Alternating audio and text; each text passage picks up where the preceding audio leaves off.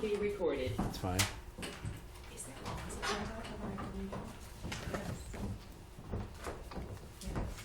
I have no idea. You'll see my responses in the Somebody had to read that It's tonight. better that we get them now. What? Somebody had to read both letters tonight. Because then I can save them. That way I know. There's two letters there? Well, I responded. Oh, to the one about the weird town name? That's so funny. Oh, all right, great. It has the largest landmass in Massachusetts. Ready, Dan?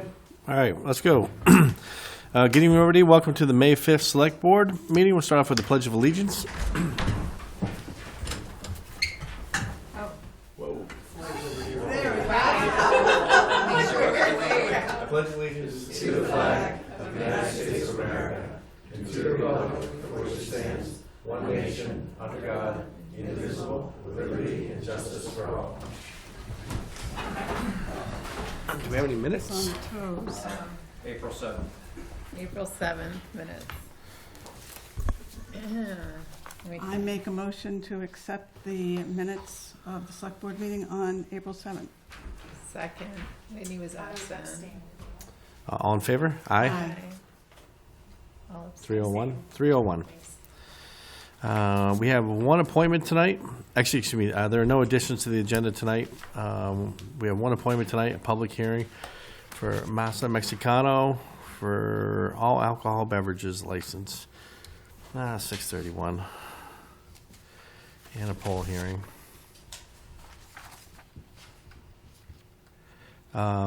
Does the board think we can just approve 5A, or is there Yes. discussion points? Yeah.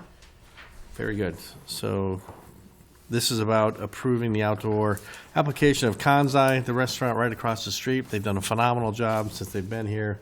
It's quickly turned into one of my favorite places in Belchertown. So can I get a motion? I make a motion to recommend that we approve the outdoor premises application for Kansai on 1 Main Street. Second. All in favor? Aye. Actually, we can do B, I'm guessing, unless you want to take time on that. Nope, we can approve B. I make a motion that we approve the proclamation and request to raise a flag for Pride Month. Do I need beginning and end? Beginning on Yes. June 1st, ending on June 30th. 30th. Second. Any further discussion? All in favor? Aye.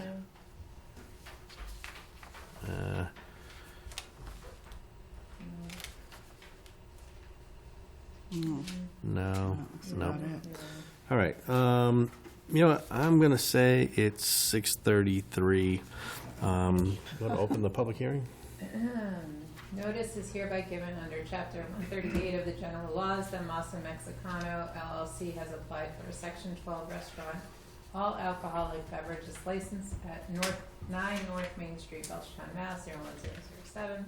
Public hearing relative to the above referenced application will be held on Monday, May 5th, 2025 at 6:33 p.m. in the Select Board's meeting room on the first floor of Lawrence Memorial Hall, 2 Javis Street, Belchertown, Mass. Signed by us. Perfect. Steve, why don't you just kick it off here? Okay.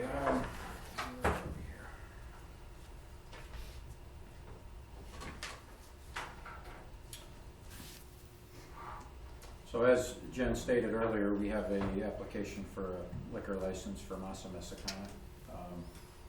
That's located at 9 North Main Street. They've been open for a little while now without a license. My understanding is people that are going to the facility are enjoying the food. This is going to certainly help with their in-dining experience and business. The applicant is here tonight. The information begins on page 6. It's quite a lengthy application. The board will simply need to vote to sign the certification form, and once that's done, we'll move that over to the ABCC for approval. So I guess Great. the applicant's here. Maybe we should speak for a little bit. Mr. Saravia? Hi. Hello. what would you like to add to what Steve just said? You pretty much mentioned everything. I've been getting a lot of phone calls if we serve alcohol. Obviously, bet. yeah, some people want margaritas or a beer with their Mexican food. Yeah. I currently do have a full liquor license in my other restaurant in Florence, which is part of Northampton. I'm in good standing with the state, with the town. Haven't had any problems. People are enjoying margaritas and beer every day. I just want to add more to the town and also the customers, a better experience, a full experience, I like to say. You know today's May 5th, right? Yeah. I've been constantly checking my phone, so I'm like, all right, we've been looking at numbers going up and up. I'm like, but I have a great team, especially the one in Florence. They've been with me almost since I opened, so they're pretty much like my family. A lot of people don't even know I'm the owner because I'm always like cleaning or sweeping, and they're there pretty much all the time taking care of the restaurant. But I've been like very lucky with that. I know how much restaurants struggle with getting good help. So, Yep.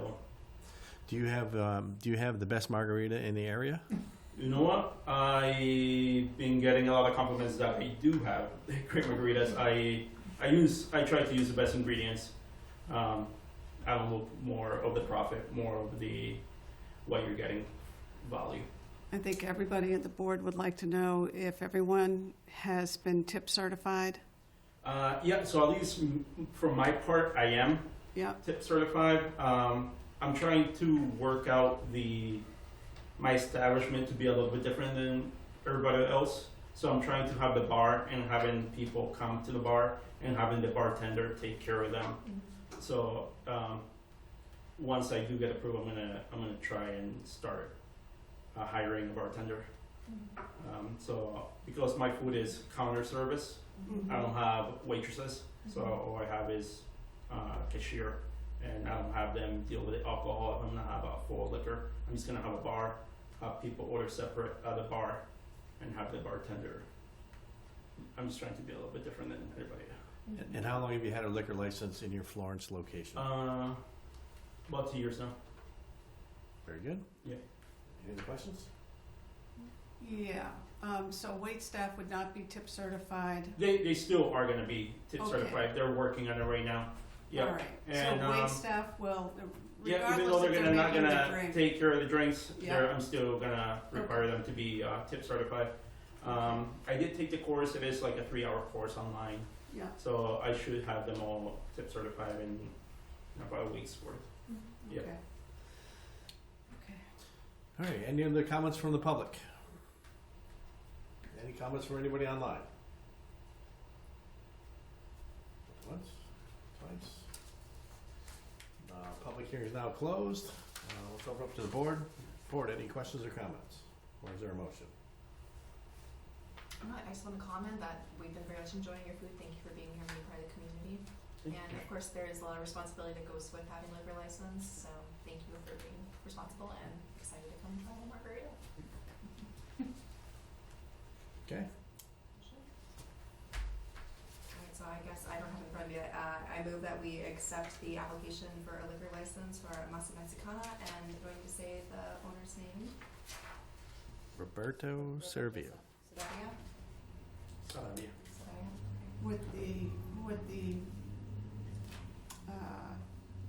With knowing that everyone who is in and around alcohol will be tip certified. She wants you to say. Oh, okay, sure. And I just wanted with to all employees scooch being that. tip certified. Yeah, Even the Let's ones start- that let's they- start not over. all. Yeah, I don't know if we need Wait to, do we need staff. to include tip certification in the motion? So I got my tips right here and I emailed it to you. So. I believe you, but like, you know, Yeah. We want everybody else to be tip certified as well. Even the Not people the in the chef, kitchen though. who are Not the not. chef, anybody that's dealing directly with the public Okay. So cashiers. to be tip certified. the cashiers. Cashiers and my Yeah. and my head chef. Yeah, Alright, okay. Should we start over again then?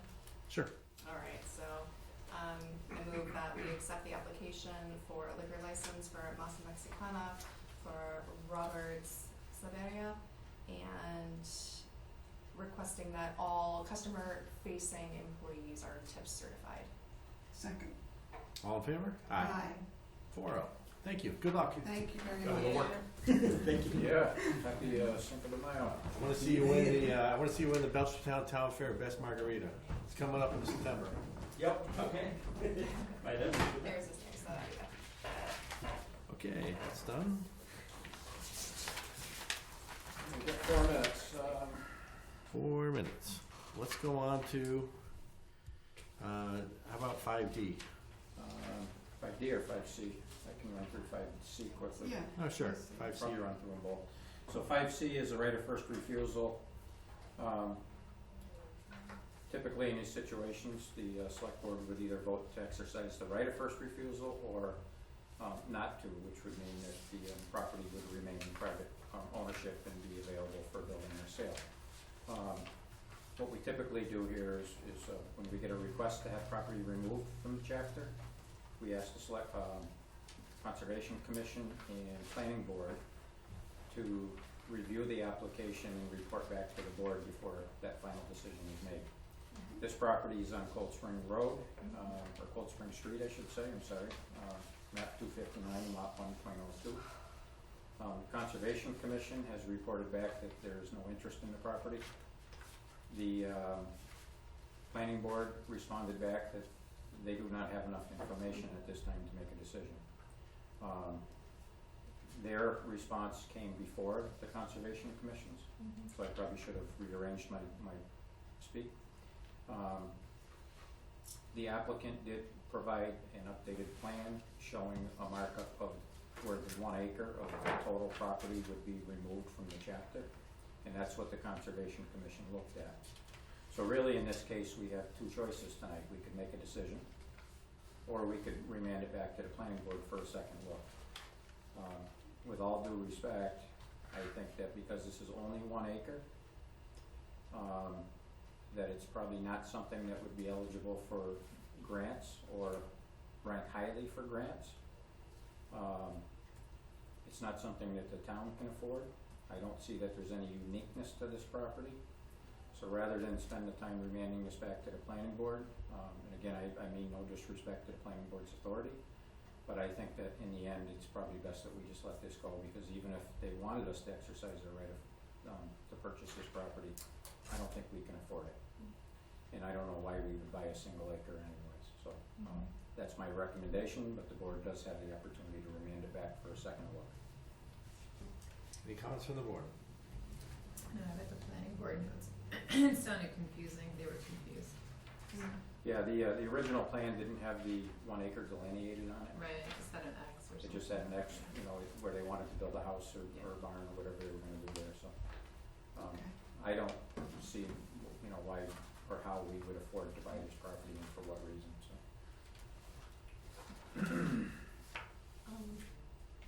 I'm sorry, I'm flipping back and forth, but page 44 is part of this, right? So the Yes. owner doesn't actually live on the premises, Correct. they live elsewhere.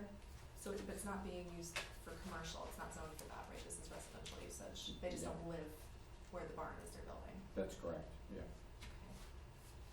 Okay, I think they're building a house, got it. or Maybe we're gonna maybe sell for it to build a sale, house, right, okay. Yeah. Okay, can we get a motion? I move we not exercise our right of first refusal for the Alvarado Cold Spring Street map 259 lot 1.02. Okay, Second? all in favor? Aye. And now we've got 6:43. I think there's a good old-fashioned poll hearing. Yay. For your last, second to last. How did meeting. this, Have to find it. Where's the thing? Oh, it's here, right here. You are hereby notified that a public hearing will be held during a regular meeting of the select board, which will take place in person and remotely at 6:43 p.m. on May 5th, 2025, upon the petition of National Grid requesting permission to locate poles, wires, and fixtures, including the necessary sustaining and protecting fixtures along and across the following public way. This is at Old Sawmill Road. to install underground facilities on Old Sawmill Road beginning at a point approximately 2,730 feet northwest of the center line of the intersection of Cedar Lane and Old Sawmill Road, and continuing approximately 200 feet in a northerly direction. Install 200 feet of 1 to 3 inch conduit from existing transformer T5 to new handhold HH number 5-3 for service to new house at 91 Old Sawmill Road per National Grid work order number 311064110. All right, is anybody from, is it National Grid? From right here, sorry, Hi. the second Hi. one, yeah. Jim? Great, your name? Yeah, Donald Taggart's, I'm the designer of, speak on behalf of, National Grid. Oh, I fantastic. think you guys spoke with Diane. Most likely. Okay. Steve, no issues from the DPW? No, they had previously been out to the site and they're happy with it. Very good. Any comments from the public? Yeah, they were gonna relocate it to the other side of the road from 95 Old Sawmill. Is that still the case? Correct, It's yes. hard to see on this map. I can't.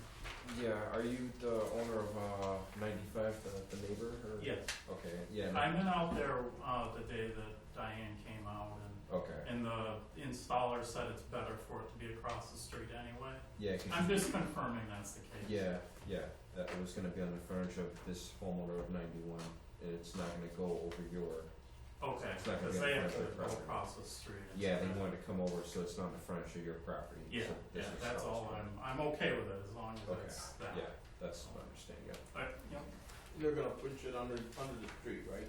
Yeah, it's gonna be under the street, it's gonna be direct drilling, it's no Yeah. open trench or anything. Awesome. Any further comment from anybody online?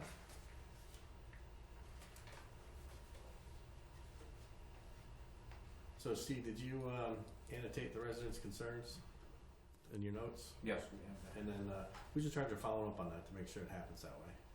Is that a Linda thing? Yeah, the National Grid will be working with the DPW. DPW had some construction-related requests that are, already passed along to National Grid, so there'll be some coordination there. But the reason why this was delayed is because it was moved from one side of the road to the other. Originally, it was going to be in front of 95. So that's why we postponed it, so they couldn't move it. I understand. It sounds like there's agreement tonight, so I don't want that to get lost anywhere. Yeah. So there will be some follow-up. There's going to need to be a, work permit issued by the DPW, and we'll work through it. All right. Residents, it's your last chance. You guys good? sounds it. Okay. Very good. Public hearing is now closed. Board, any further questions, comments? Do we have to vote on this? I forget. Yes. Go ahead. You're going to be approving the, I make a motion to approve the movement of the pole as described during this discussion and Old Sawmill Road. Second? Sorry, there's. The intent is there. All right. Any further discussion? All in favor? Aye. All right. In case the poll here wasn't closed, it's closed now. Thanks. Thank you, folks. Thank you. Thank you.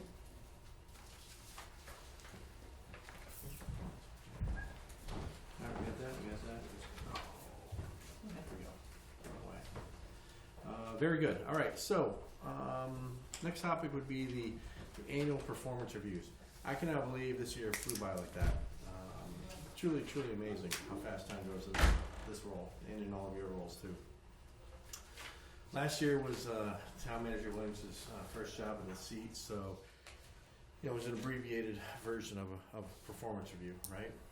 But now he's entering his third season, so now things are going to step up a little bit in terms of our approach or the board's approach to this process.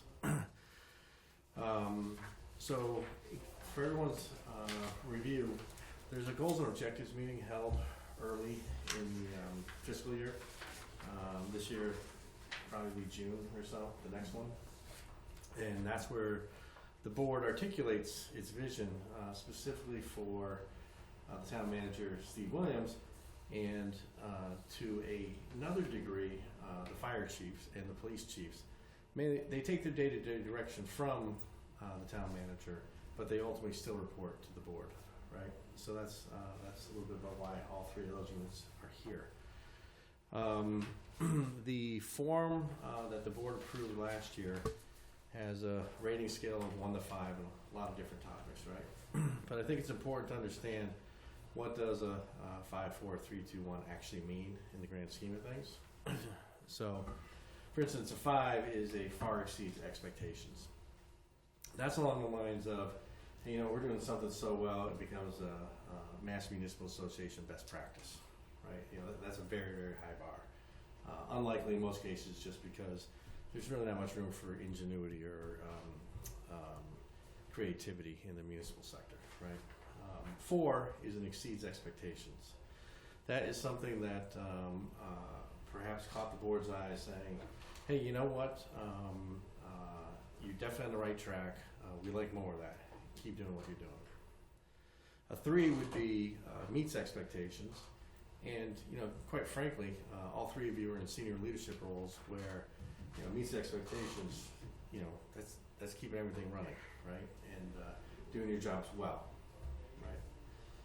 A 2 would be a needs improvement.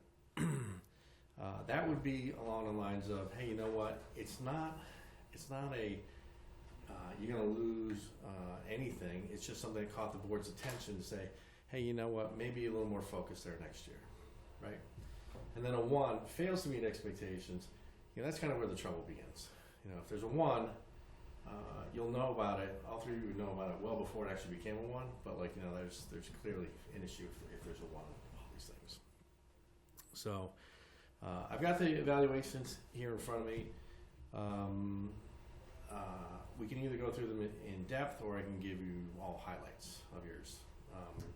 Totally up to you how you want to go about it. So, Steve, you're last because you'll be with us the rest of the night. So, who wants to go first? Sounds like you do. I'll take Steve Ingram, there you they're are. up on the agenda, so. Thank you for providing Yes. this. So, let's see here. Tell you what, where would you like to start? If you like, I can just I'll hit all the points, then we can go to the next sheets. Yep. And kind of get to depth of the other things. So the first sheet are the objectives and goals that were given for me. The first one is the hazardous mitigation plan. That has finally been, we've had our final meeting, and we'll be coming forward with a final public presentation with that. So everything has been completed with that, and we just need to do final approval from the public side. That went very well and worked well with the DPW and everybody who was on the committee and the public and stuff. So it was a good meeting. Good exercises with it. The yearly tabletop, we did that with MEMA this year again, and this year we kind of changed it up and we invited Pelham and Amherst. The Red Cross was also involved as well to kind of give it a bigger area if we could work together. And I can tell you that from the other participants that they were very impressed that Belchertown, I think we had at least probably 35, 40 people there, you know, everybody from town hall and all the departments. So it was very good to see and see everybody there. So it was definitely worked well. And we worked on our sim plan and put that in the process to see how that would work. The record management system, we've been using that. That's fully up and running. With that, the state fire marshal's office and actually the National Fire Academy also, the system overall for the country hasn't changed in many years, so they changed their reporting system. So it incorporates with our system that we already have, but it's just relearning that system. But it will be better in that the public will have their own dashboard, so they can actually go on, and as we do the calls, they all automatically get uploaded, so people can actually go on and see real-time calls and the number of calls and the time Wow, and that's that kind of great. stuff. So overall, it'll be awesome for for everybody, and the fire marshal, he can log on and see across the state what's going on as a whole, so that's a very good improvement. We being on a few committees that I'm on with the state, I kind of threw us into the trial phase for it, so we'll be, everybody else in Massachusetts has to be up by next January 1st, but we're already using the system, so we can kind of figure out the bugs. And Will there be a public rollout? Just to let people know? so until when they get the fire marshal officially puts it out with Right. everybody, but yeah, absolutely, we'll So do. you have a plan? Yep, we'll do some marketing with it and get it out there so people know how to log in and so they can get that information. And we have a communications Yep. manager, Yep. so, Yep, absolutely. okay. Yep. That's great. The updated emergency preparedness plan, the SIM plan has been completed for a few years now, but we continuously update that with new information when there's people that change and know the different roles and things. The COOP plan, continuous operation plan, that is, we have all the information, we just gotta put it together, get that to MEMA so they can sign off on it. And then I'll be bringing that forward for you folks to sign off on it as well. So those will be complete. The mandating, or the maintaining the requirement mandates from the state and federal side, we're continuously doing that, especially with the fire inspections and along with building inspections, those are changing all the time. So we're continuously going monthly to meetings on updates on those and making sure that we're following current guidelines for those. Developing plan for recruitment and retention for call firefighters, that is an ongoing. We're continuously trying to reach out for folks to come in, reworking some plans and some ideas for after July 1 to kind of boost the engagement of them. Also still working our plan with UMass EMTs, and we're bringing them in to help us and work with us and be them involved and try to get some folks from them possibly to join as well. The UMass side on my level and the town's level is complete. It's in the lawyer's hands of the UMass side, so we're just waiting for them to do the final okay. But the plan is in place and we're ready to go. It's just waiting for that final. So, is that the 6 firefighters we're talking about? No, that's an additional to try to enhance to get more call firefighters from a different group I of see, yeah. EMTs for volunteers. I got it. And to have them involved in like the fair, they do the first aid booth for us during the fair. They provide some extra training and things for us. We're actually going to be doing some vehicle extrication with them on Saturday and getting some credits for our EMTs as well. So we're working small portions right now until we get the official from them. How many, is it okay to ask questions during this, or do you want me to wait? So this is a chance for the chief to offer Okay. his review, and it's our chance to offer him the feedback that we're about to give him. In terms of like, you'll be having a lot of meetings with the chief. I'm not worried. If it's germane. It's a quick question. I just want to know how many volunteer firefighters we have. So right now we're at 14. That's all. Okay. This time. Sure. All right. Okay, so the some other projects that are going on is we have the signed contract for the sprinkler project for the living quarters, so that will be starting soon. The Pathfinder's still doing some work there and stuff, but the main holdup has been the sprinkler system, but we finally have a bid for that and signed, I believe, to get that moving forward. This year, we've been working with the police department and the chief on the school updating their safety plan. And so there's a new system or a new plan that we've incorporated, and we've been going around to each school. We have one more, another one this week or next week. So that's been going very well, addressing that with employees. And then next year, we're going to do some more tabletop exercise type of drills with them, or hands-on with them as well. Along with that, kind of a side note, while this was going on, I met with Cindy at the library, and they don't have a plan in place, so I had typed one up for them and we've had one meeting on that, and we're gonna be doing, incorporating a similar plan over there as well. So they'll finally have an emergency plan over there for different situations, and we'll also bring Officer Kroll over to do some active threat stuff over there as well. So that would be a good addition over there. This last one here, the identifying funds for capital and safer grant for the positions and other positions. I wish it was a good, easy, absolutely. But unfortunately, even today, the news that I'm getting from the state side and all over is that the grants that we had from the state, right now, we have no idea, doesn't look good, that, we could get a 5-year equipment grant from the state. We have been getting about $19,000 a year. That's an unknown right now. Our emergency management grant is most likely not coming back. And then on the federal side, with the positions or the other grants that I'll show you on the next list, those aren't probably, we're not sure yet, we haven't heard yet if those are gonna be available for additional equipment and vehicles and stuff like that. So it hasn't been a very good, promising, but, from the fire chief side, or all of our committees and groups that we have, we're constantly fighting to, try to make sure our voices are heard, for that. But we'll see where that goes. The second page here, the grant summary. This is from what we've gotten from MEMA and our from last year. We've got $7,300 for some rescue tools, saws, meters.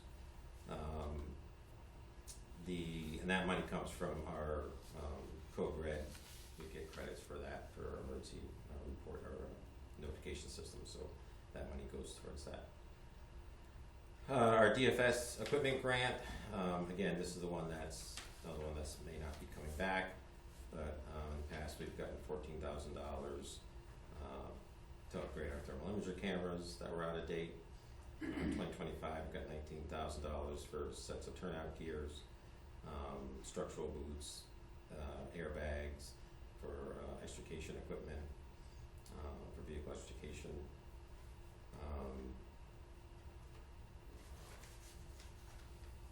And a lot of that is just, and then we also got, we've been trying to reach out to, again, any type of money sources that we can find.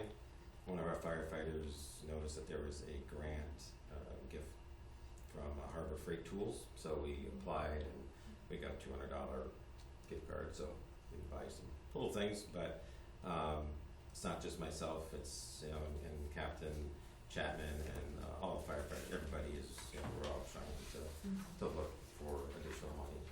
And I've also talked with the town, the new grant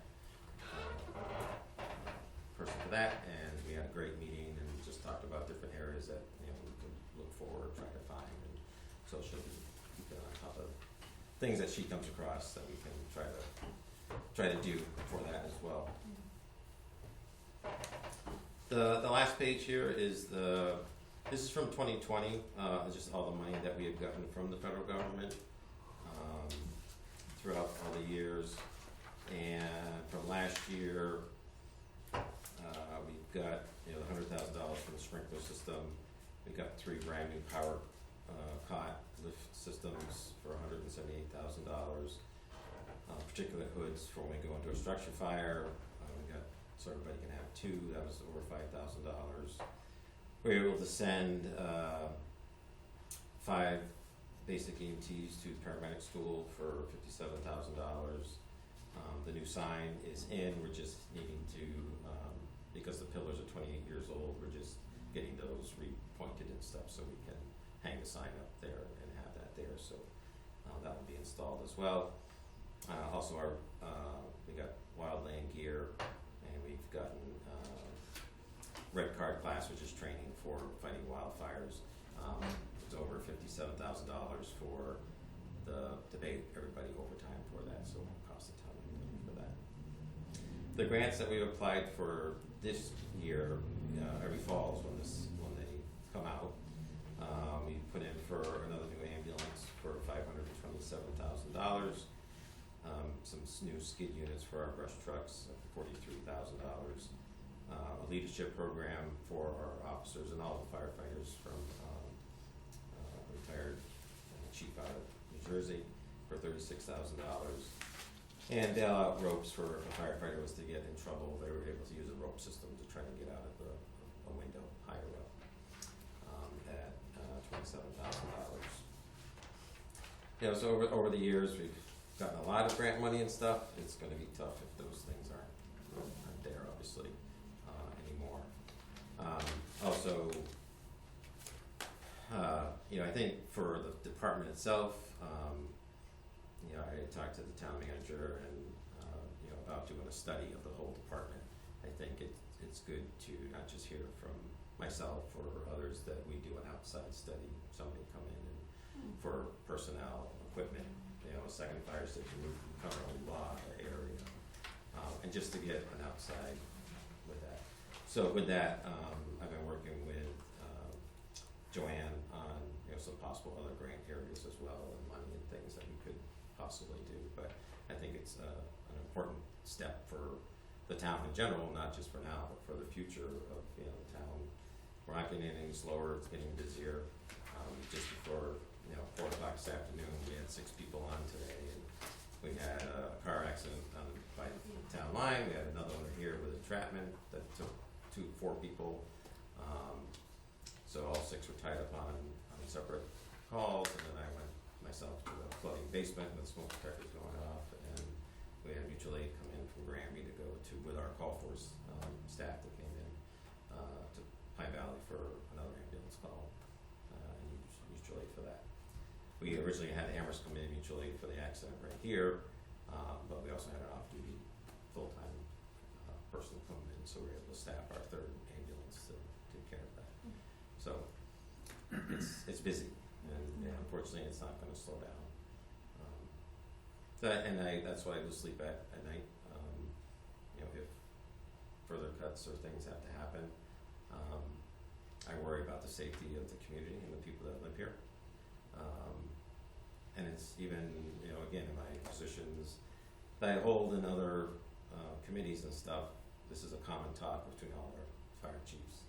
I don't know what small communities are going to do. I don't know what we're going to do. I don't know who's going to answer calls if things drastically change. So some of the people have answers for that. You know, I'm very worried about that. I don't take that lightly. So, but I do appreciate all your work and working with you all, and working with the town manager and everybody, and you know, DBW, Linda, and the chief. I think we have a great system in place, and we're all working very, very well together and communicate very well together. And I do appreciate that, because I've seen many places that don't do that. So I do appreciate that. Very good. Thanks, Chief. I'm going to read off a bunch of stuff, right? You know, Sure. feel free to stop me if you want, but I'm just going to keep going. Huh? We'll see how it goes. We will. So the first section is the goals and objectives for FY25, right? So you have your stuff. The board looked at 5 different things. The emergency preparedness plan, you got a 3. That's kind of like table stakes, right? You know it, we know it. Sure. It's got to be done. Sure. The tabletop exercise, also a 3. The living quarters above the station, a 4, because that's the type of thinking and like trying to get the other stuff out there, right? So you got a 4 there. This next one, right? Identify funding for the capital and safer grant positions. It's a 2. It's not your responsibility. It's not totally your responsibility, Sure. right? But we all know that there's a question coming up, so that there's got to be a plan, and like that's just something that continue to focus on if it doesn't pass the 2.5 override, right? So that's the only reason it's 2. It's nothing to do with you per se. It's just the circumstances, right? And develop a plan to recruit and retain call firefighters, a 3. Comments. Continued good work. Excellent leverage of Pathfinder for the living quarters. While identifying funding sources for capital positions, they are not your responsibility solely. They are items of importance that require collaboration with the town manager. The 2 rating simply reflects the need for further focus on the issue should the 2.5 override question fail. Section 2, knowledge, skills, and professional development. 1, maintains knowledge of current developments affecting the practice of public safety. For a chief of your position, it's a 3 because that's your whole reason for being, right? Meets expectations, keep doing good work. Willing to try new ideas and supplement and stretch resources, improve the management of services and programs, you got a 4. Exercises fair and unbiased professional judgment in providing services and writing decisions. See, that's a hard one. It can't be anything but a 3. If it was a 1, that'd be a problem. Yeah. Right. Anticipates and analyzes the problems, develops effective approaches for solving them, a 3. Good work across the board, especially with the teamwork and regionalizing the dispatch function. Comments. Core responsibilities, staffing, personnel, financial and management relations. Again, that is like table stakes for somebody in your role. So those are 3s across the board. You'll get a copy of this. They say the 3s across the board. Comments in here. Number 3 and number 4 were very close to being a 4 rating, but not quite. So just to give you a little, think about it. That's good. Section 4, leadership, interpersonal relations, and personal qualities. Energetic and willing to spend the time necessary to do a good job, has good initiative, and is a self-starter. You got a 4. Seeks and accepts constructive criticism of work. 3. Because if you didn't, obviously that'd be problems too, right? Maintains high standards of ethics, honesty, integrity in all professional matters. 4. Conducts self in an impartial manner towards the town manager and select board. 4. Section 5, community relations and communications.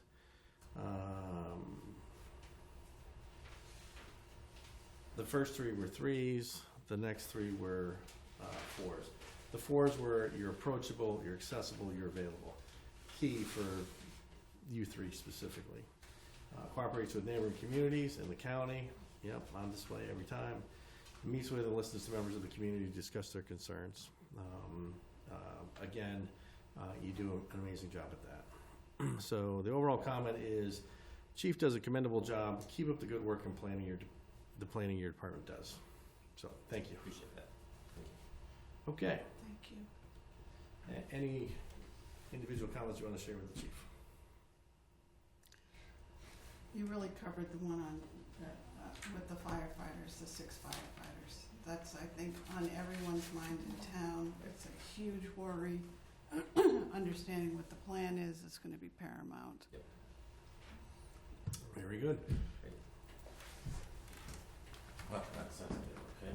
So this is just another from our senior safe program that we got for free for some work that our firefighters did. So put it on your. You can learn fire safety from it, and thank you. And who says we don't get it? Is this a campaign donation, chief? We're clear about this. So I know, Yeah, it was offered. I know you didn't want questions or comments Yeah. about specific things, but I went to the Western Mass Rural Conference on Saturday, and they had a whole panel about EMS services. Oh yeah. So there were some interesting thoughts. So I don't know. I can try to find out who ran it. Sure. Yeah, that'd be great to know. Yeah. Yeah. Thank you. When will the living quarters be completed?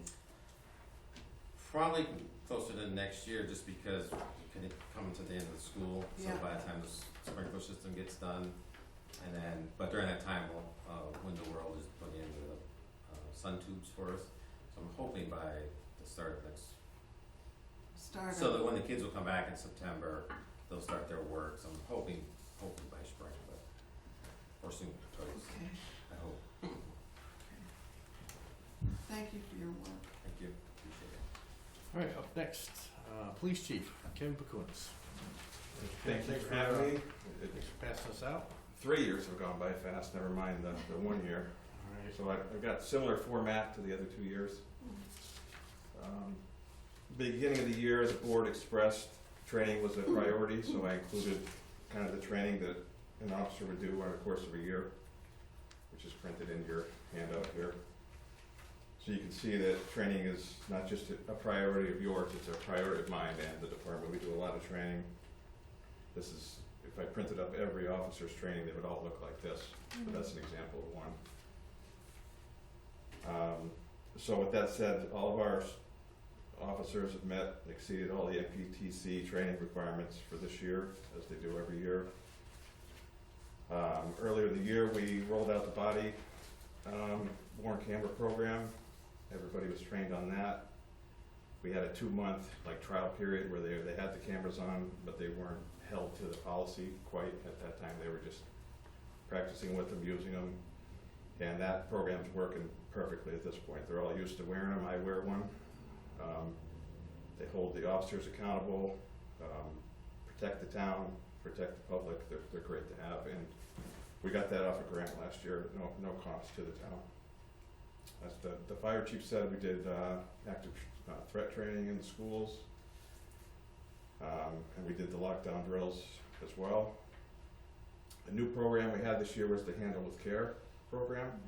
You may have heard about it or seen it, but essentially the officers have a QR code in their cruisers, and they hit that, and any call we go on where there's a child that's involved and we're there and it's a traumatic type thing, they hit the QR code and the child's name, they enter it in the school, and it goes to the school, and the school knows to treat them with extra care the next day at school. So we've had about 75 of those type of calls go to the schools this year.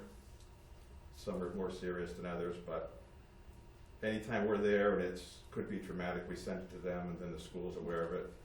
They don't get the specifics of why, they just know that the child was involved in something that they witnessed with their family. It could be medical calls, domestics, car crashes, overdoses, any type of call.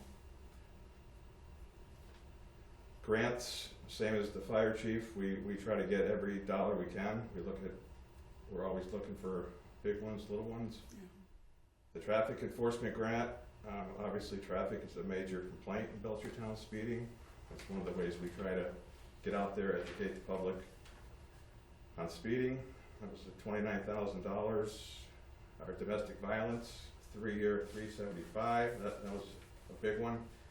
Pays for half a officer's salary.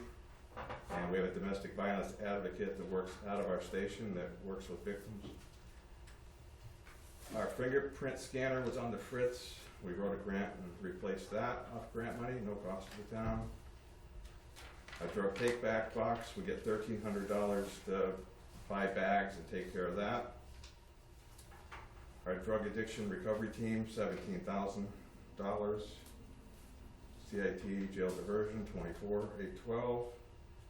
And the last two were off the regionalization grant, where Wilbraham technically gets the money for as far as the equipment. This is going to be a 3-year process where we're going to get around $2.5 million a year for 3 years to cover the entire project. Right now, there's some radio equipment that they've got for this year, and then July will be the next phase. And then the state pays our full dispatching services for now.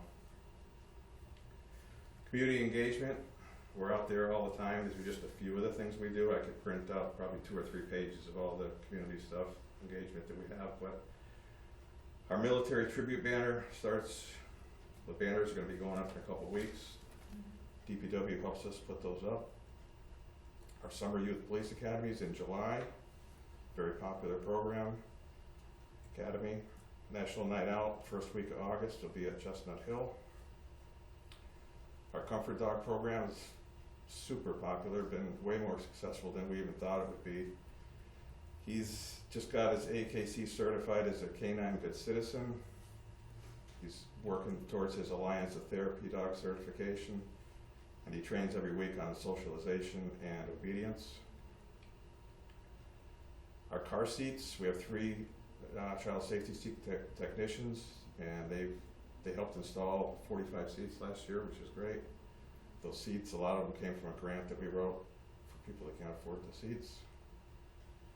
And our CIT outreach, CIT officers go out with our clinician, who we wrote for our grant. She's in our station a couple days a week, and they follow up on calls with people that have mental health issues. And it's been pretty successful. It alleviates us being called back there. We work with certain people that are affected with mental health. Regionalization's gone very well this year. Wilbraham's been really good partner. Fire chief could probably attest the same. I'm very happy the way that turned out, very smooth. Accreditation, we're in the second year of the 3-year accreditation award, and we're on pace to be reaccredited next June. Our police budget is looking good, under budget. Listed below are a bunch of the major cases that you don't see in the news or you hear about, but we have our fair share of all these cases. They all get investigated. And then the last page is just some of our stats, and then goals and objectives I sent the town manager back in June. Very good. Thank you. So, Chief, I'm gonna run through the same thing I did for Chief Ingram with you. One of the GNOs was the regionalization of dispatch / animal control. You got a 4 in that area because that's a great idea. The town needed that idea, and you and fire chief and the town manager all got behind it and made it happen. So that's the example of thinking that this board needs from 3 of its more senior leaders, right? The MPAC accreditation, that's a 3. As you know, that's table stakes. If there comes a year where you don't get it, I hope the board gives you a 1, like fails to meet the expectation, right? There's no grace period for that one. The post training, again, table stakes of 3, and then the body cameras, it was successfully implemented, but that's a part of the natural iteration of how they go. So like you expertly manage that, a 3, right? I left the 5th one blank because there are, I have a feeling you're gonna have more this upcoming season. So future boards will have an extra spot with which to add something in there. So essentially, the comments are, the board is pleased with the accreditation renewal and the regionalization of the dispatch functions. Subsequent years should look at the animal control function. Section 2, knowledge, skills, and professional development. Maintain knowledge of current developments affecting the practice of public safety. Again, just like Chief Ingram, that's kind of like your reason for existing for the town, right? So you meet expectations there. I don't know how you could score higher than a 3 there, because that's it, right? Willing to try new ideas to supplement or stretch resources. Chief, you have a long history, as far as I can tell, that you make the budget work in different scenarios and different situations. It's actually a really good skill, and that's why you got a 4 there. Exercise fair and unbiased professional judgment, a 3, because you are the chief, and anticipates problems and analyzes problems. Again, a 3. You're meeting the expectations of a senior leadership person. Core responsibilities, the staffing, personnel, financial, management, relations. Just like Chief Ingram, there's 3 across the board, with the exception of prepares a department budget consistent with policy and town manager, and makes the best possible use of available funds. One thing that is great about what you do is, like, you get your budget, but you're not afraid to say, well, hey, maybe we'd be a little more effective over here or over there. That is a great skill to have.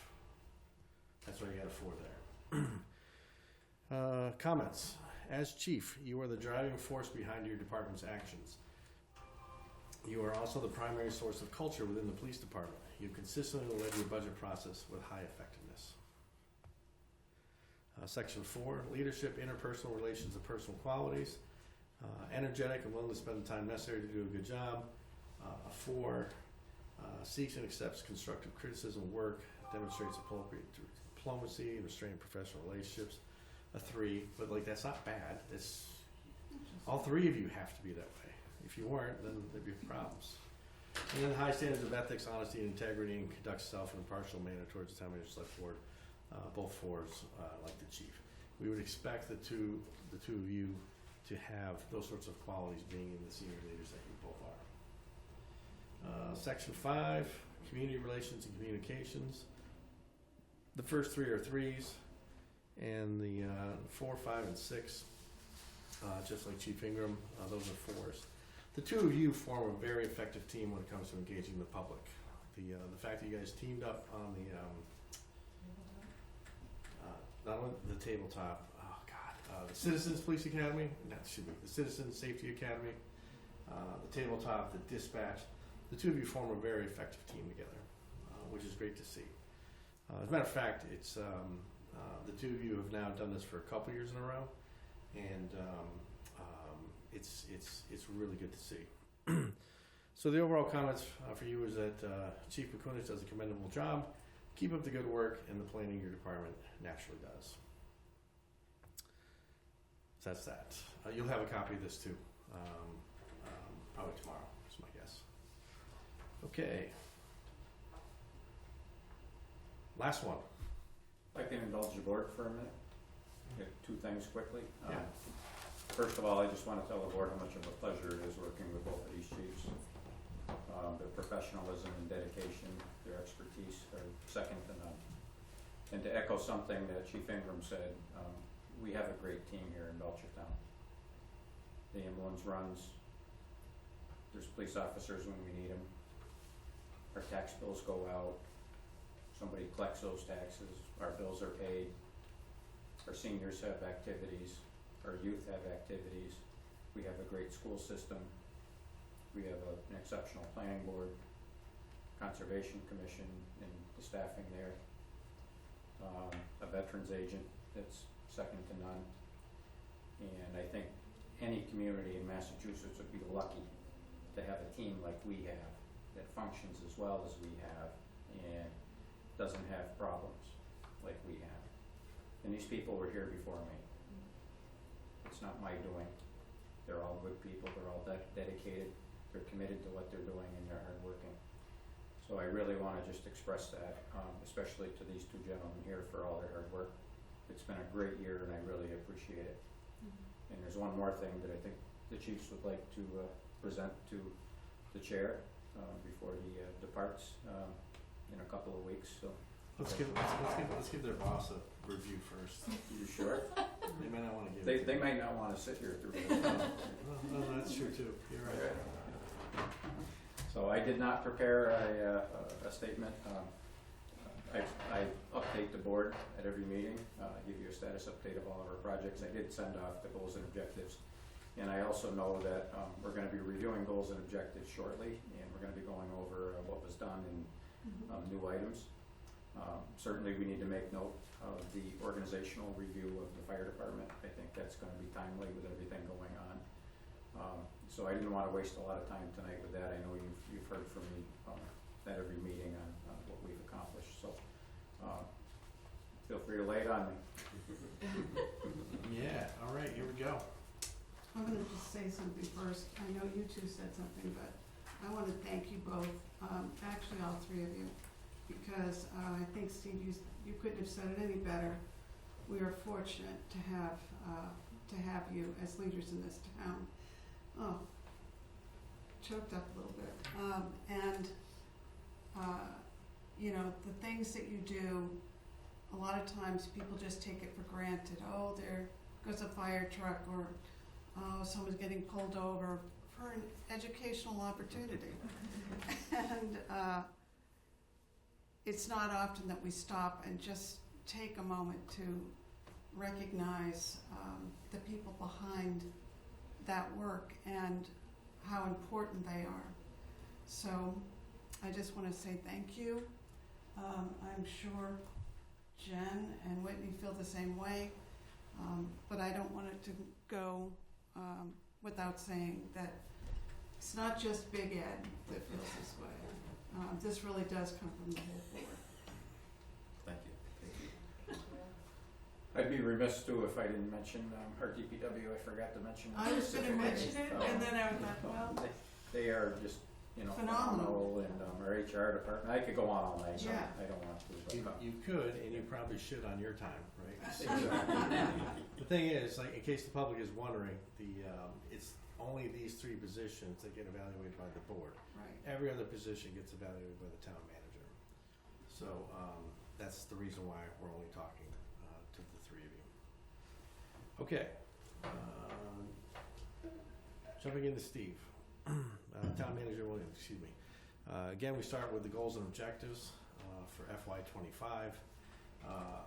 That it's a big topic, as you know, Steve, right? It's a huge topic, and you got a 3 because that's your blueprint, right? You're meeting expectations in terms of the goals and objectives. Number 2 were the extra goals and objectives in FY25. You and I have talked about this in the past, that throughout the year, several others popped up, right? And took your focus off of the main G&Os. For that, you get a 4 because you didn't complain. You never once said, oh, can't be done. You're just like, okay, got it. All right, we'll work on this stuff. But, you know, you knew, and I knew that something else would have to give on the backside because there's only so much time. So you get a 4 for the extra goals and objectives. 3, personnel. For that one, that is an area that you could need some improvement in, right? We'll talk more about that in a second. It's not the end of the world, right? It's just something that caught the board's attention that would be helpful for you to focus on in the upcoming year. For the FY25 budget, that's this past year's budget, not the upcoming one. You got to meet expectation, right? The number was out there. You managed to the number, and everything worked out well. So, just what we would expect from a town manager. And then the DLS implementation schedule, right? So there, modest differences of opinion. You got a 3, right? You're moving along. You and I have had several conversations. This is the only part where I'll say, like, individually, I'd like to see more. Not the latest report, but the main one from the other year. So here's the comments. Primary G&O and G&O midstream additions were extensive. You make good progress on an unseemingly endless list of objectives. As you enter your 3rd year in the role, you and the board will need to refine the G&O prioritization list. You've done a good job and rewarded with a new 3-year contract. Under the budget category, the forecasting tool needs to be demonstrated and shared with the Select Board and FinCom during budget season. Section 2, knowledge, skills, and professional development. Maintains knowledge of current developments affecting the practice of local government management. That's your job, right? So you do it well, and that's what meets expectations. One of the key things here, number 2 under that section, is willing to try new ideas or supplement or stretch resources. There you got a 4 because you do that every time you and I talk. You're like, well, that didn't work out, so we got to do the right? I haven't seen one roadblock where you just threw up your hands and said, no, and that's a testament to you. Exercises fair and unbiased, professional judgment. Your role is actually held to an even higher standard than the other roles in town, so there you got to meet expectations. And anticipates and analyzes problems. You got a 3. That could have easily been a 4 too, because you're always thinking ahead there. Comments, continue to work on DLS recommendations is key here. Section 3, core responsibilities, staffing, personnel, financial and management relations. So there's 6 in that category. The first 2, you got 3s. Section 3 directs the preparation of a balanced budget that provides services at levels consistent with the elected body policy and direction, makes the best possible use of available funds, conscious of the need to operate the organization in an efficient, effective manner. You got a 4, right? For somebody who's only been in the role 2 years, you did an amazing job in your 2nd year in the role. That's why you got a 4. You know what's interesting about these performance evaluations is that your results in year 2, if you had the same results in year 3, it might only be a 3 because you met expectations, right? So just be cognizant of that as you move forward. And then this is where the personnel one comes in. Sustains or improves staff performance by evaluating the performance of staff members at least annually, setting goals and objectives for them, periodically assessing their progress, and providing appropriate feedback. That one's a 2. It's not the end of the world. It's just simply saying that you might want to invest a little more time. Don't ask me where you're going to find it. Right? But you want to invest a little more time in that direction. So comments, excellent job of the financial team preparing 2 budgets given the override question pending before the voters. Need to develop a mechanism for keeping the select board apprised of department head performance. And then lastly, all performance reviews should live in the HR department. Section 4, leadership, board relations, and personal qualities. Energetic and willing to spend the time necessary. This one's a 5, and that's probably mostly because of my insistence on it. Steve has been available literally, it doesn't matter, the day, the time, the hour, to talk about whether it's an emergency, to talk about the DLS, maybe even talk about like what the wind speed is for fire. Who knows, right? But he's always been energetic. And when you put that together with his ability to just pivot and get things done, yeah, that's a solid 5 in my book. I hope you're that way in year 10 on your contract.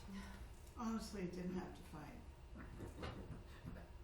No, I didn't have to fight you, right?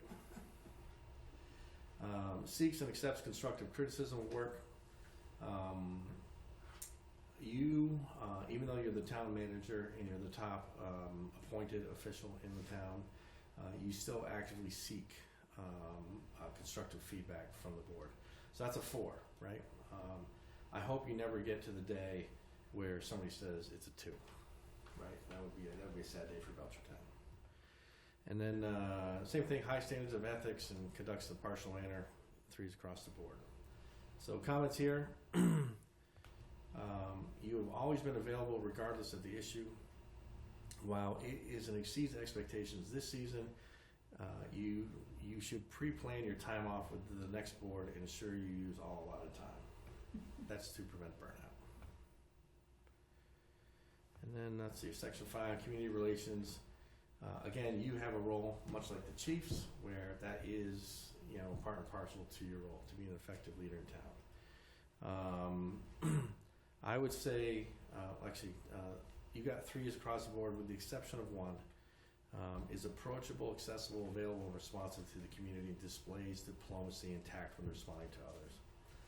That one you got a 4, mainly because even this board recognizes the diversity of opinion in town. And even when people disagree with you, you've never been short with anybody. You've always tried to educate folks, and you've always tried your best to, put yourself in the other person's shoes. So for that, you get a 4. Let's see, comments. The day-to-day commitments of the role are reviewed here, and you continue to meet expectations. You have done a great job managing the stress of others. Okay, very good. You also have a copy of this tomorrow. Perfect. I'll send it to Joanne. Let's see here. So,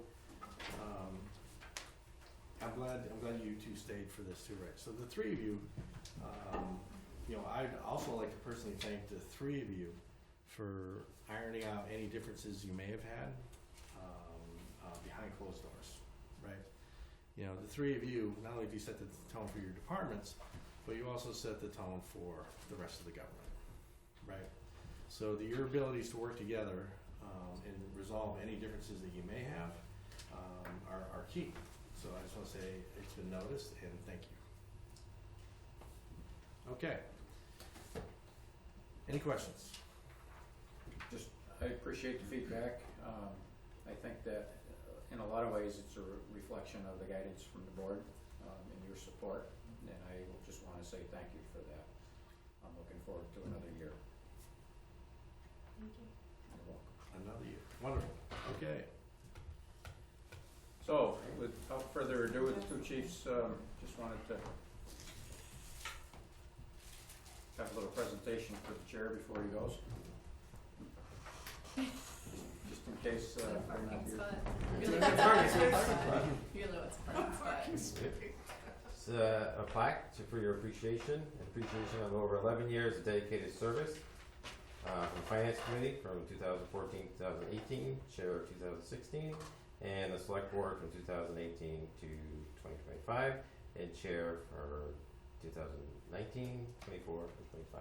Congratulations, and it was nice working with you, sir. Thanks, Sean. Appreciate it, sir. Appreciate it. Steve, thank you, thank you. Ah. Get a badge, Steve, sweet. Thank you very much. Thank you. Thank you.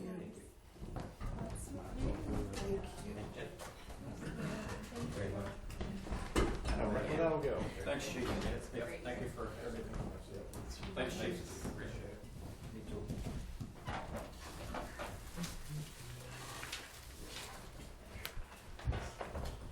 And if I'm not mistaken, we are down to 5D.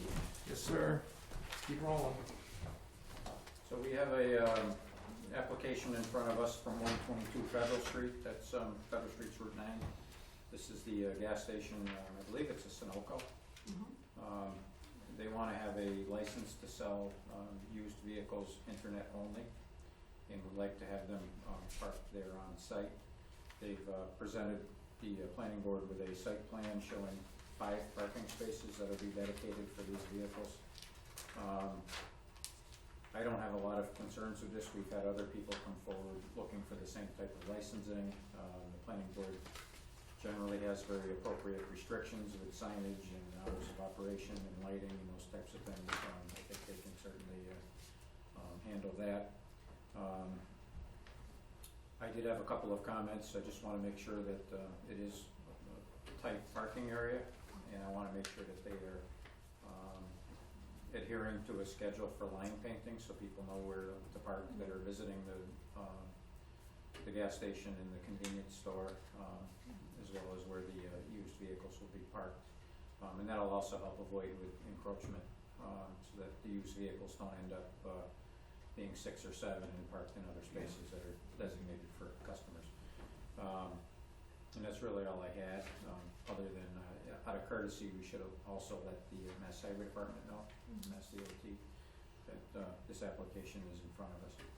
So if the board wishes, you can simply remand this back to the planning board with my comments, and if you have any additional comments, we can add those in as well. Any other comments? Okay, remand it back.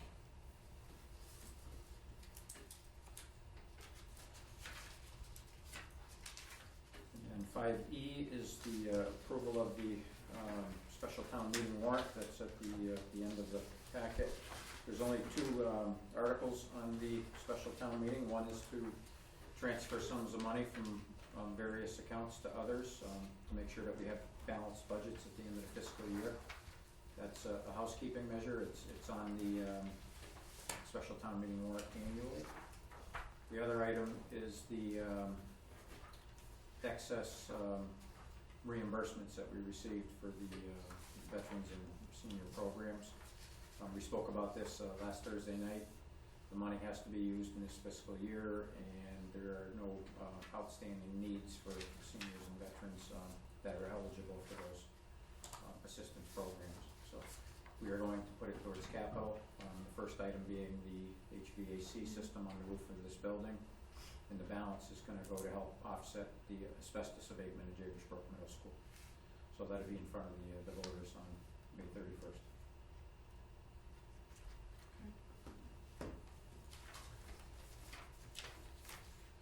I just have an operational question.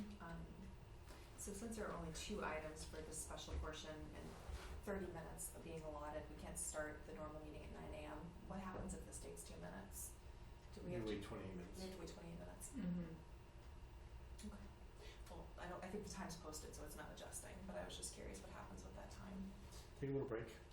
Walk around, find a cup of coffee, if possible. Yeah, there's a lot of people that understand the town meeting process well enough that they won't show up for the special, so you'll still see people filtering in for that half an hour.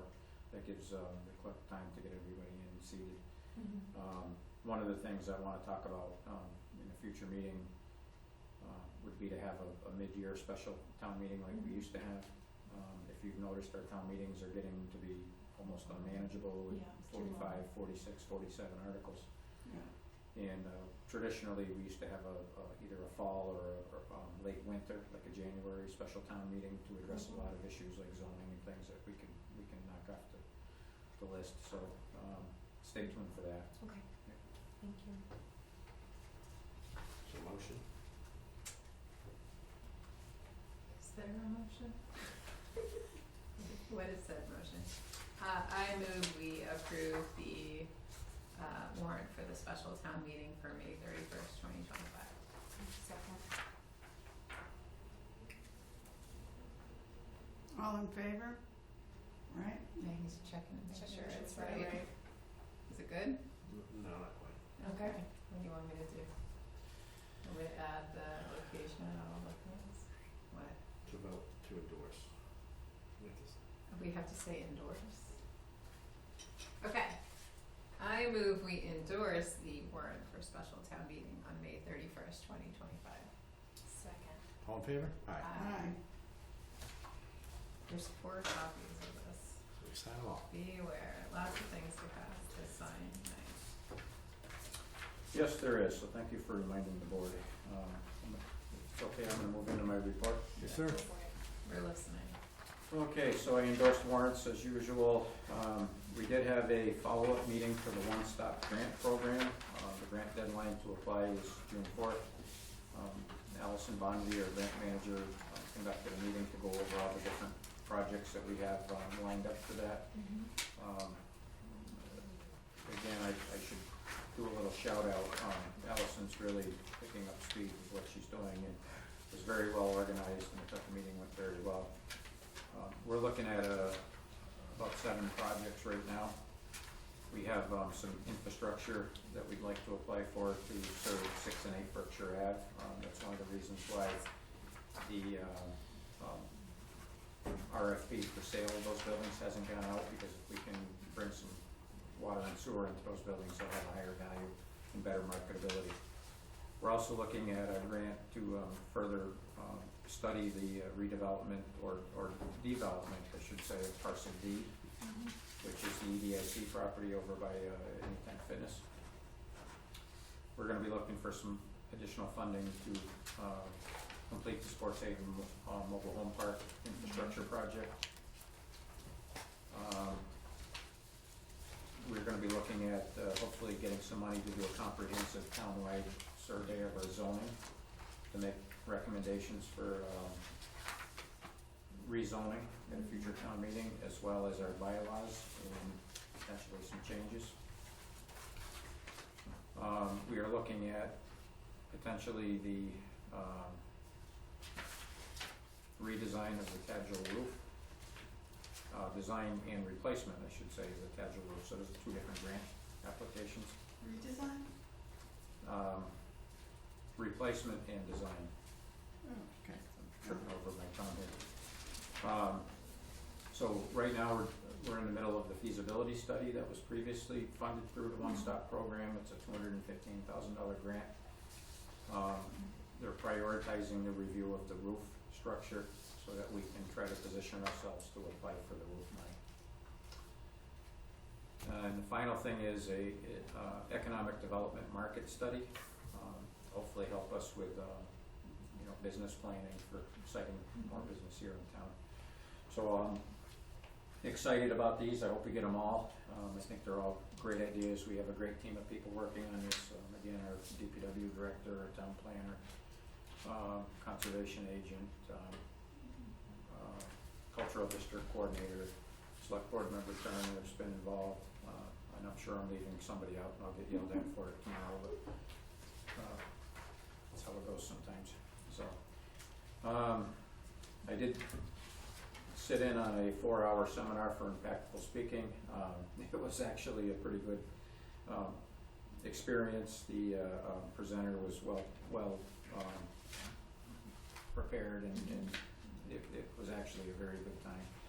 So we're actually reaching back out to them to see what other professional development courses they have, and we're going to try to continue to engage with them and bring our department heads in. I learned a few things, which is, to be expected. But at the same time, it was a great experience to bond with some of our employees and department heads, and learn together, and not only improve our skill set, but to share our deepest, darkest fears about public speaking and those kinds of things. So it was actually a good time. I have been following up with the HR director and the Collins Center on the Human Services Study. The survey is being drafted as we speak. That project is ongoing. I spent a lot of time with the town accountant preparing materials for the May 1st budget presentation, as well as the communications manager, Kate. We've been working on preparing informational materials for the Proposition 2.5 override. I know there was some additional posts today, and there'll be some more tomorrow.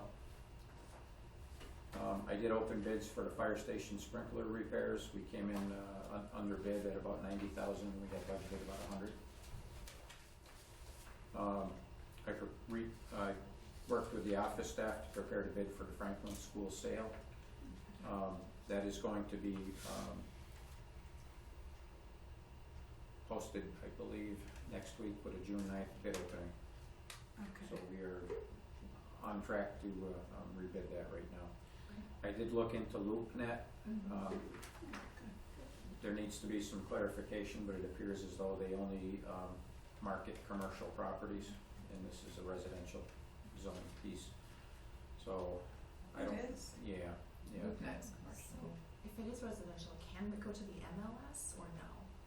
I need to do a little more follow-up on that, but we are going to advertise in 2 Springfield papers, the Sentinel, the Central Register. So we're gonna do everything we can, internet. We also have a sign. We're gonna put a sign up in front of it this time. So it's a Honestly, wide that's a net. great idea. Yeah, so if anybody wants to do an open house. I attended the Capital Improvement Planning Committee meeting. It was a recap of the presentation that you heard regarding the capital going to town meeting last Thursday night. And the committee further discussed the steps they're gonna take for the summer. They're gonna be looking at revising the forms, working on years 3, 4, and 5, trying to get everything put together. I also met on site with the engineers working on the Tagil feasibility study. They started that last week. They're gonna be here again tomorrow, Wednesday, and Thursday. They're hoping to have the building conditions assessment wrapped up, at least the majority of it wrapped up by the end of the week, so any follow-up visits will just be to look at things that they might have missed in the first round. So that's it on my report. Updates on ongoing business. We just talked about parcel D, 690 Berkshire Ave. The Tagil Tower removal, Linda has been working on that. She does have a schedule. It will be coming down soon. Look, what day is that? Yeah, I'm I curious kinda how. wanted to I'll do have to Soon, report a lot. back with the day. Okay, it's just been Yeah. soon for a I while. know. And how's it actually gonna be taken down? Yeah, because I have it's a lot of very questions. strange. Yeah, I don't have a lot of Sure. details on that. You So gotta give me one chance to wear the hard hat. He really wants. I do suspect that it's during the day too. You might have a small crowd. People might Maybe. wanna see it. Yeah, we'll work on some logistics there. I also have heard that the powerhouse smokestack What's will this be week, or? this next week, I believe. Oh. There again, that's not gonna be exciting. It's gonna be like watching the grass grow. Oh. There's gonna be somebody. Explosion? No. they're not gonna explode it 'cause they asbestos. Yeah, they're gonna be Oh. taking it brick by brick. There'll be Okay. people, in a Hazmat. hazmat suits, in a personnel carrier at the end of a cable from a crane. Alright, that's Oh. exciting. Okay. So That's safer. I wouldn't suggest No going hard out hat. because it's gonna, your eyes are gonna be bleeding by the time it comes down. I don't have anything in the pollinator garden, the, So town hall. is that a dead project? You can Yeah, remove because from the it's list. feeling, It's been over a year. a year. I actually talked to Heidi about that, Heidi, Gudikins, and she's still working on it, so, I'll keep you posted. The elevator, I don't have anything for that tonight. The human services study I spoke about.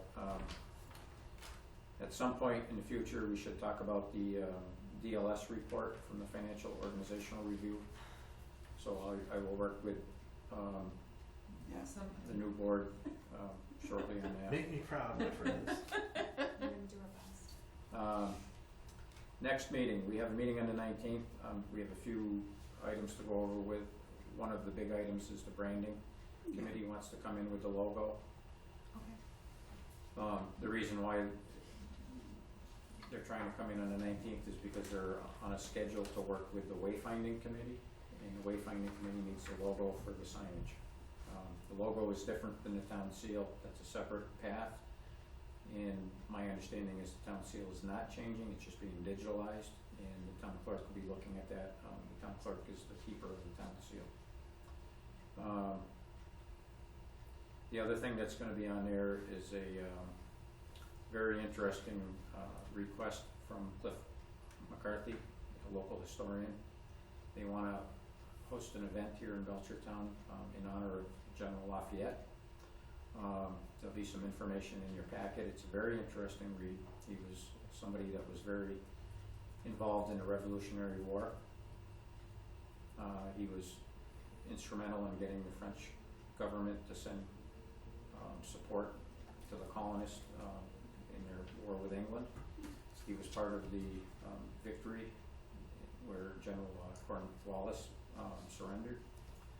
And over and above that, he was also a human rights activist. So it's a very, very interesting story. You can do some research online, or you can look for the summaries that Cliff McCarthy provided. Years after the Revolutionary War, he came back for a tour of America, and he landed in the harbor in New York. From there, he went up to Albany, and the local folklore is that on his way to Boston, he came through Belchertown, and there's some question about how much time he actually spent here. But they're doing a reenactment of that trip, so there'll be stops between Albany and Boston, and one of them is going to be in Belchertown. Wow. When is this happening? I don't have the dates. Oh, I mean, what month? June. Okay, it's in June. Yeah. Wow. I wanna say June 1st. That's Yeah. June 1st? So soon. Oh, that's gonna coincide with Pride, but, Oh, no, I'm sorry. Oh, no, It no. coincides with Aaron's race, oh. and I wish I had it with me. It wasn't That's on the I agenda. didn't mean to We'll put you get on it. the spot. Yeah. Okay. So anyhow, there's gonna be a display in the town hall auditorium for about Nice. a week, a static display, and there'll be a little bit of a reenactment on their way to Boston. So I would suggest doing a little reading on it if that interests you, because I was surprised at how interesting it was. I haven't done anything yet with surplus property. We are going to start that. It's something, if I don't get it started before the goals and objectives, we'll certainly put that on there. Again, we have 191 properties in town, and we need to start looking at maybe shedding some of those. FY26 budget update, you were all at the meeting last week. Sports Haven, we have a new bid date. We're gonna release the bids on May 14th, with a June bid opening. And we're also gonna be looking for some additional funds, through the One Stop program for that, so we're hoping that we can get some construction going this year. We had a storm, Oh, yes. and I know DPW did yeoman's work, and I wanted to understand just what they did and acknowledge their work. I see that Linda's on as well, but just to get an update on what happened during the storm. There's a lot of Facebook, back and forth, and what the plan is if there are still unstable areas. Yeah, I didn't get a chance to talk to Linda today about that. I know during the event, that event occurred on Saturday. It was all hands on deck. We had the police department responding to multiple areas, the fire department responding to Wyerstown. DPW was activated to remove brush and debris and trees from the roadways and set up detours. Phenomenal effort. A lot of cooperation and teamwork went into that. It was a regional event, so other communities were hit as well, Palmer and Ware in particular. National Grid had a good response. My understanding is by 2:30 in the morning, everybody was back up. I believe- 2:40, I was awake when it came back on.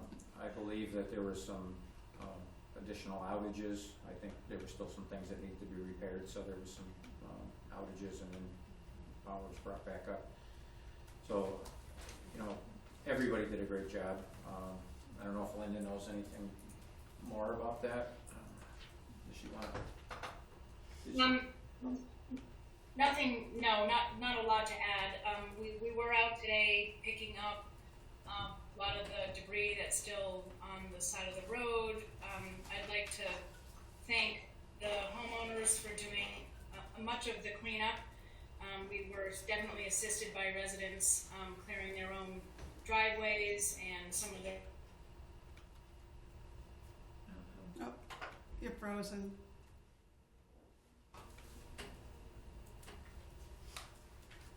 Well, what I can say is that living in South Belchertown, right down the street from me, there was, the roads were closed. And I know that they were doing a lot of work. So I didn't know if there was anything that the public should know, or if there's any instability, or if everything's back to normal, and maybe, I don't know if there's something you wanna put up on the website or wherever it's appropriate, just to give people an update on, yeah, there was a storm, this is what DPW was able to do, and if there are any ongoing concerns, just to let the public know what they are. Sure. Yeah, I don't believe at this time we have any. I don't think there is either, but even to get that reassurance from the town that Sure. everything's okay. Anything else, Linda? I see you're back. Yeah, sorry, I'm having issues with the laptop. So we'll be out and about. We're going to pick up more debris on the side of the road. We'll be trying to collect any of the wood that's being left there, and just we're responding to calls, and that's about it. Thank you. Linda, please thank your colleagues, and thank you for your work on that. This is, again, more like huge behind the scenes stuff that goes on, and we don't take enough opportunities to thank you and your colleagues for the incredible work you do. I will pass it on. Thank you, Lisa. Yep. Town service is at their best, and that's the one message for our Very. residents, is that we have your backs.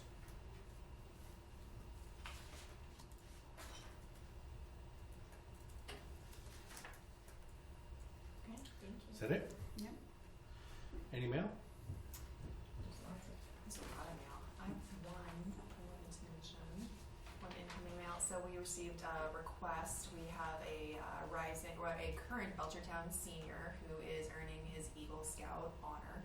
And that ceremony is going to be May 16th here in Town Hall, and they have requested a representative or a citation. I've not been privy to one of these in the past, so I don't know what is normal. I will share on a personal note that he is my next door neighbor. So it's Peter Root, and I will be there. I'll be in attendance, so I'm happy to provide Board's anything. representative. Yes. I will be there too. Okay, great. All right, thanks. Steve, can your office help some sort of? Citation? Yeah. Sure. I was also gonna follow up with a letter of congratulations. I think that would be much appreciated because they know me pretty well. So. Yeah, unfortunately, I won't be there. I have been to a Eagle Scout ceremony, and it's definitely gonna be a good time and very interesting for you, so Great. enjoy it. And I've got 2 little Cub Scouts that I'm sure will come all dressed up for the occasion. Absolutely. Great. No other mail for me to mention. Okay. Board member reports. Lisa? I attended the tri-board meeting, as we all did.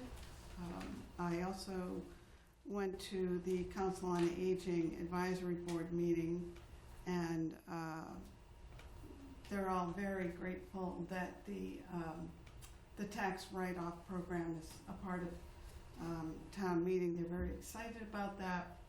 We'll see what happens, and but they send their thanks back to the board. As part of the MVP 2.0 seed project, we decided on what the seed project is going to be. It is going to be a housing trust. The focus will be more on environmental concerns to begin with. We are looking to develop a more full-throated trust that would include things like assisting people with a mortgage payment or other payments like that. For this particular piece of it, we are going to be focusing more on stuff that makes housing more environmentally friendly. Heating systems, cooling systems, mold remediation, those kinds of things. This has not been written out yet, so I'm allowed to say this in draft right now. But the 50,000 will, which is the amount of the seed project for the first year, actually will be about passing a law, if you will, at town hall that talks about the housing trust. So this is a several-year project in the making. It was a very long, difficult process. The committee had, it's interesting when you have the world to pick from, you know, how you go from the world of things down to, okay, this is what the project's going to be. And I personally I feel fortunate to have worked with a group of residents in Belchertown who were fully committed to this process, and I think we made the best decision based on the criteria of this grant, which needs to be environmentally focused, on how we can assist the most vulnerable people in Belchertown with help on how to make their homes more efficient, and also help with keeping people in their homes. So that was huge. Whitney? Is that all? I'm done. Oh, great. Just those things. May I ask one quick question about the seed money? Will there be enough that it will be like an endowed fund, that it will gain interest and live for a little while? All of that, now that the seed project has been identified, is like the next steps. What this opens the door to is up to $3 million in additional funding from the state. That's great. And so this is just to get it started. That's wonderful. But I'm thrilled about it. I think that once this becomes a fully formed trust, it'll be something that will benefit Belchertown residents for decades to come. Yeah, that's fantastic. Thank you. Thank you for your work on that and to the group and committee. My pleasure. My board report's relatively short. I wanted to share that I joined a meeting last week, which is, I think, a follow-up of our communications manager and our cultural district manager attending the governor's conference on tourism in the state, and there's now a working group to talk about how do we keep the momentum going, looking at tourism as an opportunity in town. So I was able to join that meeting. And Jen may have more on that. And I also want to share I met today over the phone because of technical issues with the director of operations at the Ludlow Boys and Girls Club. They've been really great partners to us so far. There's no official partnership, but they've been very available to share the knowledge they have and the programs they provide. And we spoke specifically about after school activities and childcare for younger people. Oh, was that I at that one too? I think you may have gone Yeah, to it another was one. that one. Yeah, Okay, yeah. yeah, So okay. but today was just me on the phone with her, but they've been fantastic. I wanted to share a couple quick updates with a few of the committees I liaise with. The library, speaking of bad weather, wanted to make sure that people know that they're finally having their stained glass window repaired. It just happened to come down right after the storm. It was not damaged in the storm. They've had a lot of concerned citizens reaching out.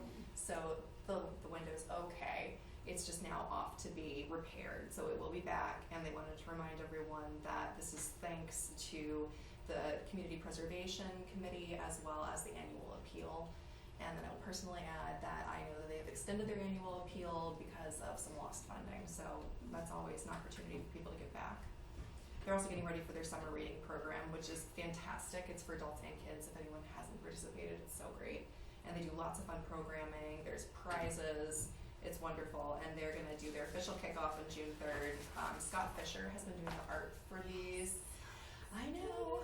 Nerd alert moment. Nerd alert. Scott Fisher's been doing the art for the shirts they give to the kids for years. This is his 10th anniversary. Scott Fisher's also a very famous artist that does illustrations for Magic the Gathering cards, and he's going to be giving a talk and signing cards on June 3rd, which is very exciting. It's very exciting. So there's more to come on that. I also wanted to share the Recreation Department. I'm sure everyone saw it. Summer booklets are out. They have fantastic programming and some new interesting things this year, including archery. So those are out. They are also anticipating putting up the town meeting childcare option registration page. I believe they said this week. Sounds like it. Sounds like this week. That'll be going up, and there will be lots of information about what to expect. And then they also wanted me to share that starting in June, they will begin opening Town Beach on the weekends, and then it will be fully open once school has ended. And the last thing is the Family Center wanted to share that they offered some programming during April vacation, including a few free swim days, and it was well attended. They also met with the Ludlow Boys and Girls Club. They've been really available to our town, which has been wonderful. And that they're planning on having a big summer kickoff coming up in June. They're going to be at farmers markets, and they're going to post more online, but they are looking for some donations for organizational materials in order to empty out some of their closets to make space for some of their plans. And that's it. Yes, we attended this MOT follow-up, the Mass Office of Tourism. We had a great freewheeling conversation about a lot of different things, so stay tuned. Also the one-stop meeting, which was very fruitful, and Allison, who the day before we had met with our town planner for the DLTA kickoff for our implementation matrix of the master community plan. It was a great thing that she was there because she had started doing the work on her own. Our grant manager had. So it was very useful in that project. I'm really excited to have this come to fruition. We've been talking about it for many, many years about how we have this master plan and nobody knows how to use it, and really we should be the stewards. This board should be the steward, and all of our goals and objectives trickle through the town manager, should come from the master plan. So having all of us on this board understand what the plan is and how it works together is going to be key moving forward. So we talked about how the timeline for this work will sort of coincide with the transition to the new board after the election, and can move into a presentation for when the new goals and objectives are set. Okay. And that's during the summertime. So hopefully, I mean, the implementation matrix won't be ready, but there'll be something to work with at least to sort of like help guide us as they get to the logistics of the like implementation component pieces of it. So that also is helping, because in order to understand what projects are our priorities for the one-stop, it's sort of like all ties in. So our grant manager is becoming very key in like understanding all of the needs for all of the different departments in town and how they all kind of work together. So really excited. She's really excited. Very, very exciting. All around. She's doing very well. She's doing very well. I also had a meeting last week about the Valley Bike Program. So if you have been in other communities where you can rent a bike in, say, South Hadley or Northampton or Holyoke, we talked to the administrative people of the program, which happens to be Northampton. It comes out of Northampton. There's a fee, of course, to get involved, but we kicked around like what would be good locations and what would be incentives and how would we fund such a thing. So it's very, very preliminary conversation about that, but one of the ideas that came through was like, it would be great if we had some sort of transportation to the Palmer down to wow. Palmer where the train is, you know. Yeah. So, anyways, that's something, and maybe will happen. This Saturday is opening day at the Stone House from 9 to 2, and I was messaging really quickly. Somebody had put together an email about the 250 initiative that the state is putting on and whether or not we should meet about it. And so June 14th is the Lafayette.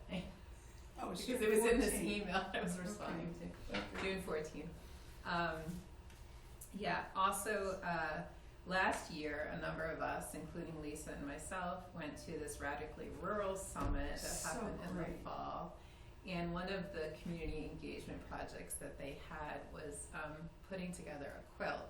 So, because one of the folks who went, Mel Donovan, who is the chair of our cultural council, was so into this quilt, they really wanted to utilize the engagement that they had at the conference. So they want to bring it to some of the cities and have it travel around before this year's conference. So on May 12th, they're going to come and deliver the quilt to us, and we don't know what to do with the quilt yet. We're sort of like, and they're coming really quickly, so we have to like figure it out. But June 1st. I'm just so probably it will live at the library. It's not very large. It's not huge.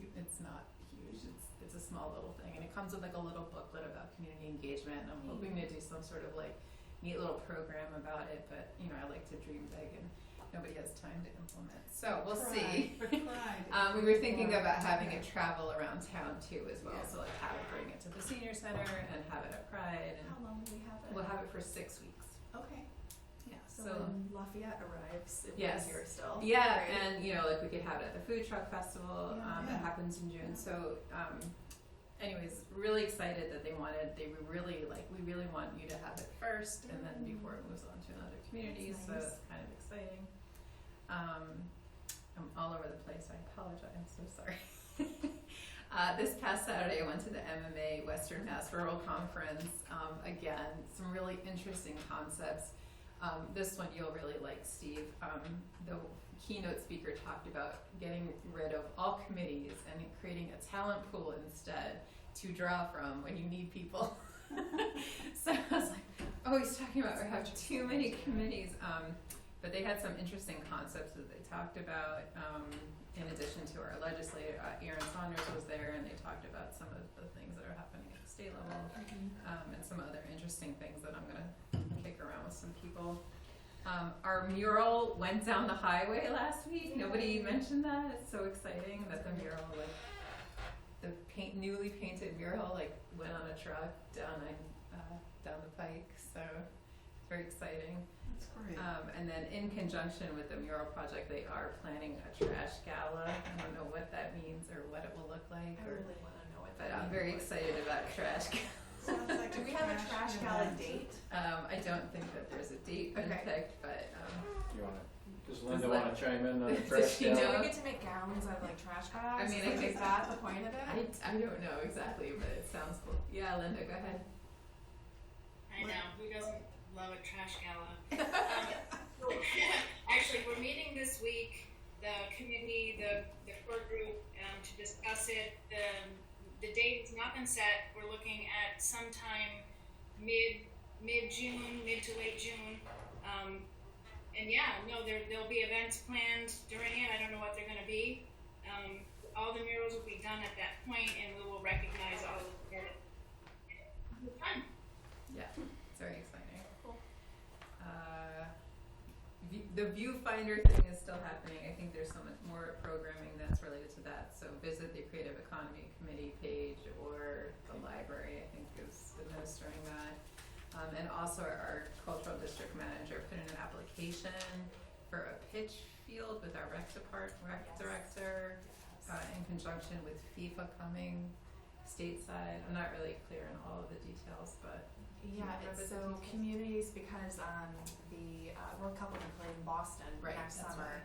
Communities can apply to have their own small Pitch soccer, field. pitch field created. Oh, wow. And you have to have some infrastructure in place, but they looked at it, and ours does qualify for the initial baseline infrastructure that's required. required, so they've submitted an application. All right, I'm stuck. You're so excited. I tonight. know, So much so many exciting exciting things. Let's see here. Today's May 5th. We have the town election and the ballot question 2 weeks from today. Wow. Hard to believe how fast this year has flown by. And, it looks like my train stop is coming up next in 2 weeks. And I just want to say thank you to my fellow board members. What an interesting year. And Whitney and Nicole, this is probably the hardest first year I think any board member's ever had in their lives. Say it again. So the good news is it'll probably get better from here on out, right? It was nice to see this board at the last tri-board meeting actually come together, and after weeks of debate and disagreements and agreements, and finally get to a place where we all supported the passage of the 2.5 override. That's typically how well-functioning boards operate, right? We can disagree, we can talk, we can listen, and the fact that we all came together and said, you know what, this is a number that's good for the town means a lot.